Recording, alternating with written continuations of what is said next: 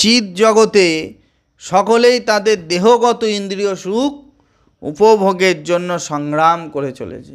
এই যে চিৎ জগতে তাদের দেহে যে ইন্দ্রিয় সুখ ভোগ করার জন্যে বিভিন্ন রকম সংগ্রাম করে চলেছে, বিভিন্ন রকমের।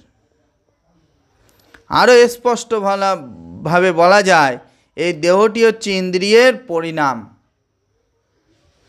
মানে এই যে আমাদের মানব যে শরীর, আমরা যে বাসনা মোহ ইন্দ্রিয়ে যে সুখ ভোগের বাসনা করেছি, তার পরিণাম হচ্ছে আমাদের এই শরীর।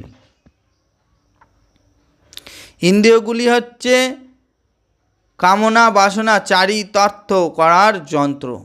তাই দেহ ও যন্ত্রতুল্য ইন্দ্রিয়গুলি জড়া প্রকৃতির দান। মানে এই যে আমাদের শরীর যে যন্ত্র, এগুলো হচ্ছে জড়া প্রকৃতির দান।